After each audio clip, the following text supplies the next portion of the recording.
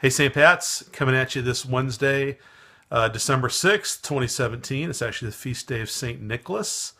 You might have heard of him. He was a saint in the ancient church who was known for putting coins and goodies in the shoes of poor people. And it's from him that we get the tradition of Santa Claus. So in some countries in Europe, this is actually the day where kids put shoes outside their door and parents put candy in their shoes because it's St. Nicholas Day. Anyway, just a couple things on this week's video. I'm actually at home working in my home office today on the computer, so that's why the background's different. But just a reminder, this coming Sunday, be sure and bring your gifts for our Lighthouse family.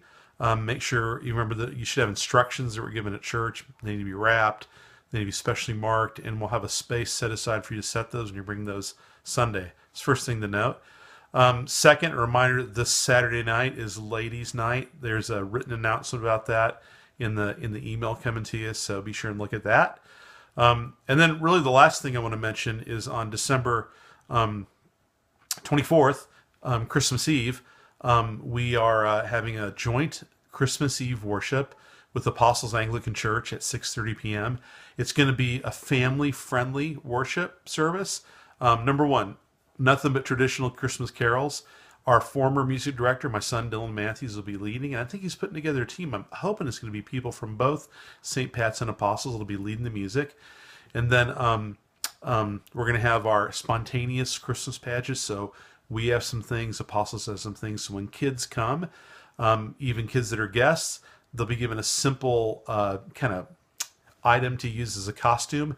Then at the gospel reading, I'll go back and gather those kids and we'll process together and we'll sit together on the steps of the altar and share the Christmas story from Luke. Of course, we'll have a homily, we'll have Holy Communion, and then refreshments afterwards. Our own Katie Hodge is going to oversee those. So it's going to be awesome Christmas refreshment time.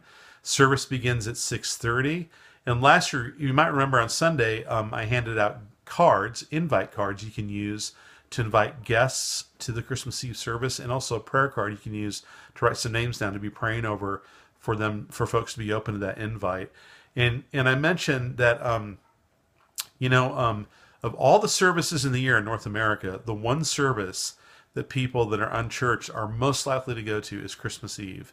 The biggest service of the year is Easter, but that just means people that are all the people that go to church show up and guests. But if people that don't go to church are going to come, this is the biggest service of the year. And I don't know if I mentioned this, but sorry if this bothers you, but I like stats. They help me think through stuff. But I have learned that based on just recent surveys in North America, that like 80% of people that are unchurched would be totally open and would welcome an invitation to church from a friend or a family member. Now, random invitations people don't like. That doesn't work in our culture. But 80%. So think about that. If you have 10 friends who aren't churched, the odds are 8 out of 10 of them would be really delighted to have an invite. So I say that to encourage you. If you sort of have this fear, kind of, oh, what will people say if I invite them? I just want to encourage you to let that go. All you have to do is issue the invite. And if people say yes, great. If they say no, great. Nothing wrong with you.